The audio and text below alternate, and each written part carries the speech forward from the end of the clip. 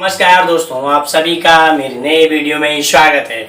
आज के वीडियो कक्षा 6 संस्कृत रुचिरा भाग 1 पाठ 8 8वां पाठ है। अष्टमः पाठ और पाठ का जो शीर्षक है, जो नाम है, वो है सूक्ति अष्टवकः। सूक्ति अष्टवकः मीन्स, सूक्ति मीन्स होता है अच्छे वचनों का एक समूह है। ये जो श्लोक हैं, इसमें कुछ श्लोक दिए गए हैं। उन श्लोकों की आज की वीडियो में उन श्लोकों का हिंदी अर्थ, उन श्लोकों का हिंदी अर्थ के बाद शब्दार्थ होंगे, ठीक है। और शब्दार्थ के बाद जो है ये शब्दार्थ जो है परिपूर्ण होने के बाद वीडियो संपन्न हो जाएगी, ठीक है। तो आज की वीडियो और इससे पहले वाली वीडियो में था 7वां सप्तमः पाठ जो है आपका बकस्य प्रतिकार के जो है प्रश्नोत्तर थे, अभ्यास थे।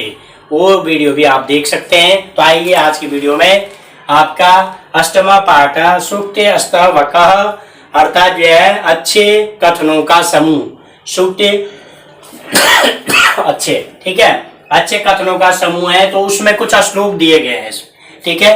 तो पहला श्लोक जैसे पढ़ने से पता लग रहा है, इसमें क्या लिखा है? उद्यमेन हि सेद्यन्ति कार्याणि न मनोरथै। उद्यमेन हि सेद्यन्ति कार्याणि न मनोरथै।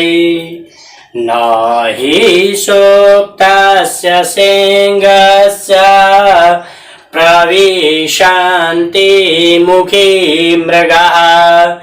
उद्यमेन हि सिद्ध्यन्ति कार्याणि न मनोरथे।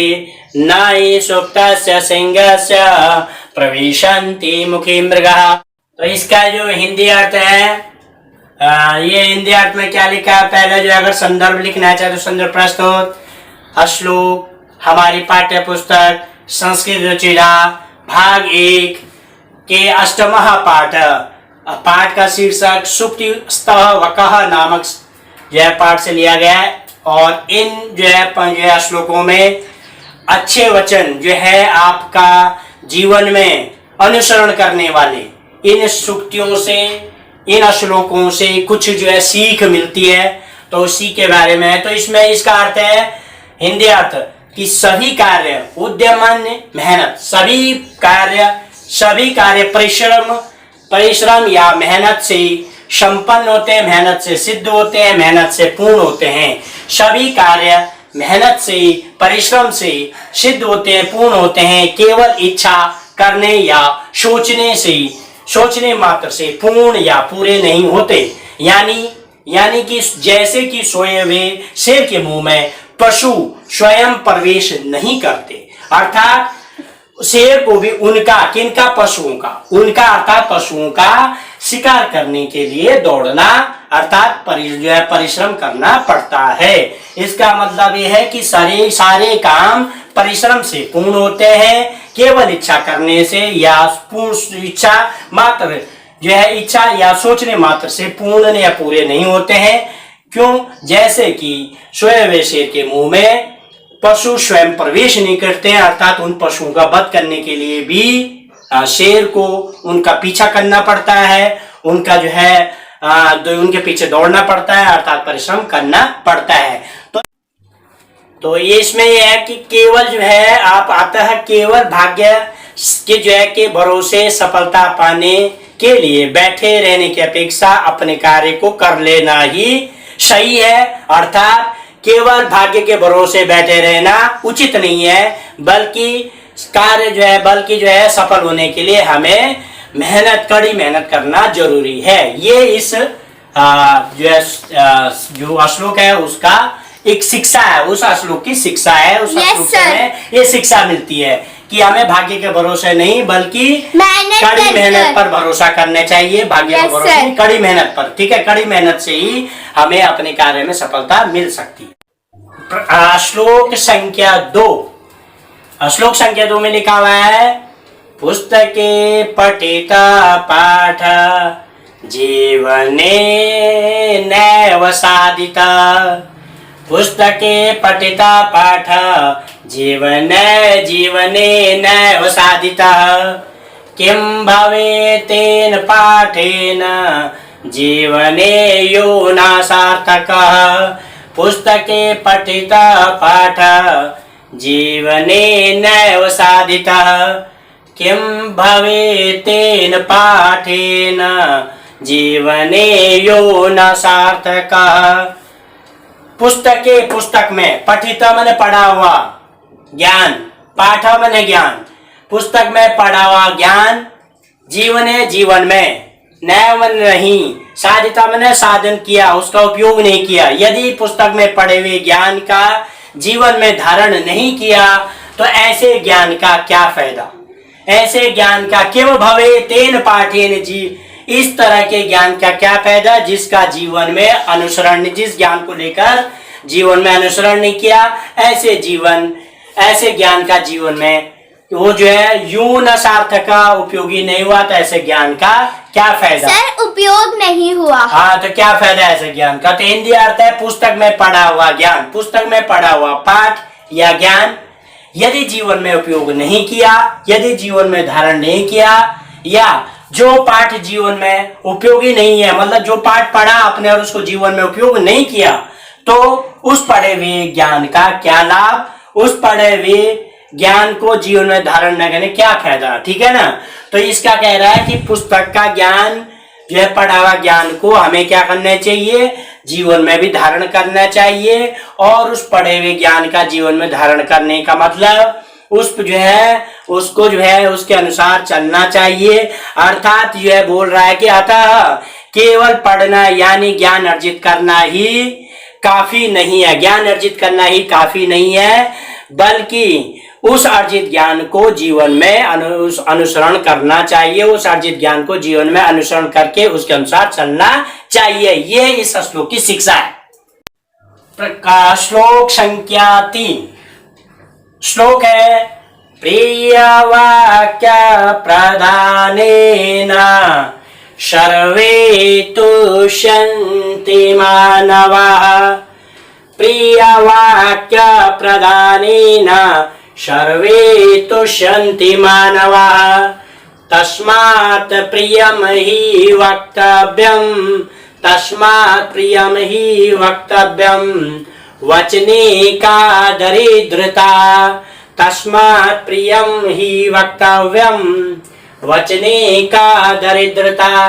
प्रिय माने मधुर, मीठे, वाक्य बोलने से, प्रदान बोलने से, ठीक है, प्रदान करने से, सर्वे माने सभी, मनुष्य तुष्यंत माने संतुष्ट होते, मानव माने मनुष्य, प्रिय मधुर बोलने से सभी इंसान, सभी मनुष्य संतुष्ट होते हैं, सभी मनुष्य खुश होते हैं। अर्थात हमें प्रिय बोलने, प्रिय वचन बोलने में कंजूसी नहीं करनी चाहिए, हमें प्रिय वचन बोलने में गरीबी क्यों दिखानी है, अर्थात जो है प्रिय वचन बोलने में हमें कंजूसी नहीं करना चाहिए। तो हिंदी अर्थ देखिए, प्रिय वाक्य बोलने से सभी मनुष्य संतुष्ट होते हैं, प्रसन्न होते हैं। तुष्यन्ते माने खुश होना, प्रसन्न होना, मानव माने मनुष्य, सर्वे माने सभी। प्रिय वाक्य बोलने से, प्रिय वाक्य मात्र से सभी मनुष्य, प्रिय वाक्य बोलने से सभी मनुष्य प्रसन्न होते हैं। देखिए, प्रिय वाक्य बोलने से सभी मनुष्य संतुष्ट होते हैं, सभी मनुष्य प्रसन्न होते हैं, इसलिए हमें प्रिय मधुर वाणी ही बोलनी चाहिए। अर्थात मधुर वाणी बोलने में क्या गरीबी, अर्थात मधुर वाणी बोलने में कंजूसी नहीं करनी चाहिए, हमें अपनी भाषा में मधुरता, ये इस श्लोक से शिक्षा मिलती है कि हमें अपनी भाषा में, अपनी वाणी में मधुरता रखनी चाहिए, अपनी वाणी में जो है मधुरता, मधुर शब्दों के इस्तेमाल करने में कंजूसी नहीं करनी चाहिए। अर्थात हमें अपने हमेशा अपनी भाषा में मधुरता रखनी चाहिए।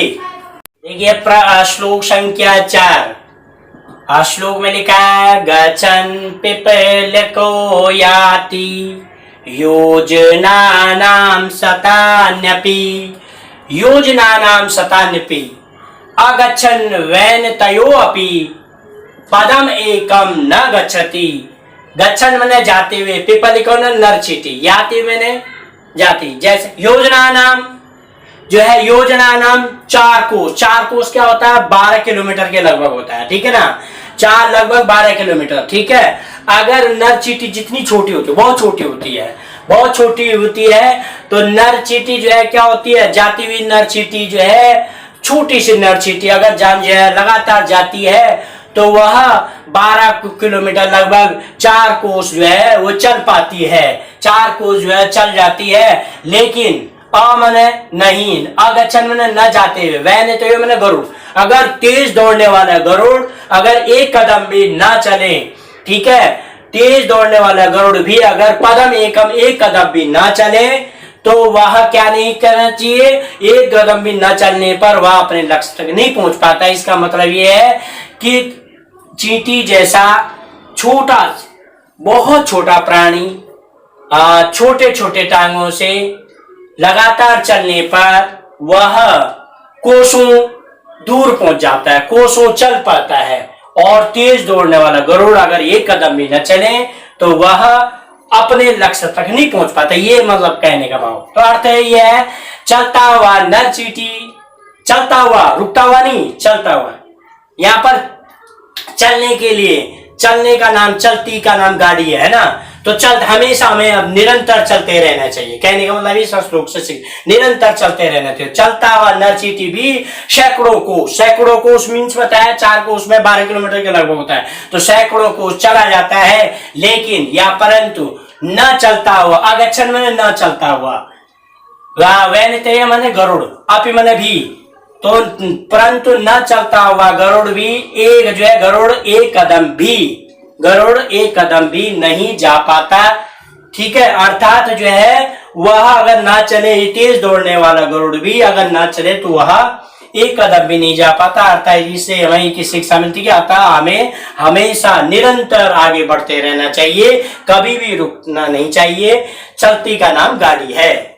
श्लोक नंबर 5, काका कृष्ण पिका कृष्ण को भेद पिक काकयो, काका कृष्ण पिका कृष्ण को भेद पिक काकयो, वसंत समय प्राप्ते काका, वसंत समय प्राप्ते काका, काका पिका पिकः, काका पिका पिकः।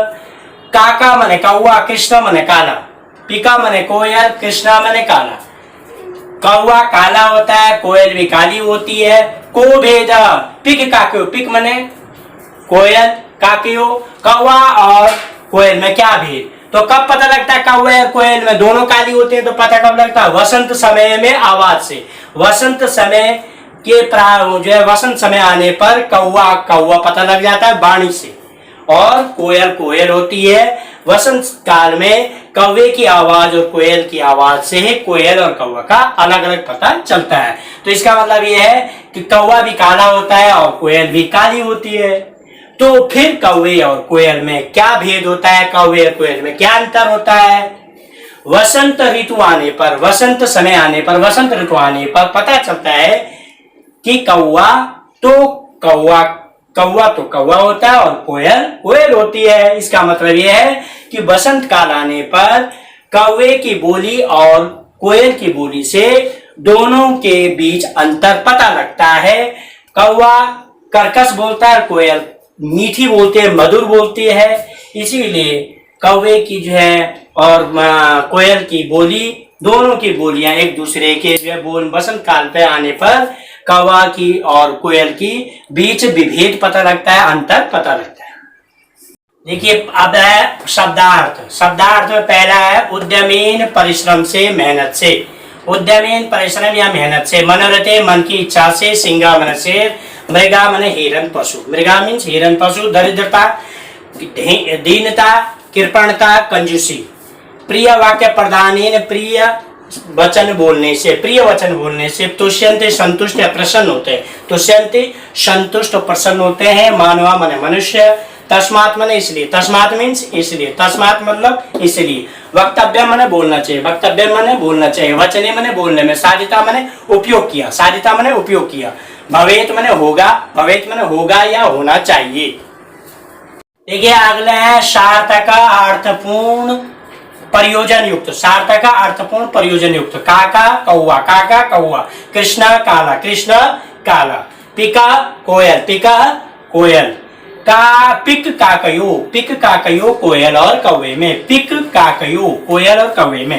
प्राप्ते आने पर, गच्छन जाता हुआ, पिपलिका नरचीटी, याति जाता है। योजना नाम चार कोसों का, और 4 कोस तो मतलब 12 किलोमीटर, लगभग 12 किलोमीटर। योजना नाम 4 कोसों का। शतानी मैंने 100, आगच्छन मैंने न चलते हुए, वेनते यह गरुड़। और इसी के साथ आज हमारा 8वां चैप्टर का 8वें पाठ का जो है, जिस पाठ का शीर्षक है सूक्ति स्तर वकाह का हिंदी अनुवाद, हिंदी अर्थ और शब्दार्थ पूरे हुए।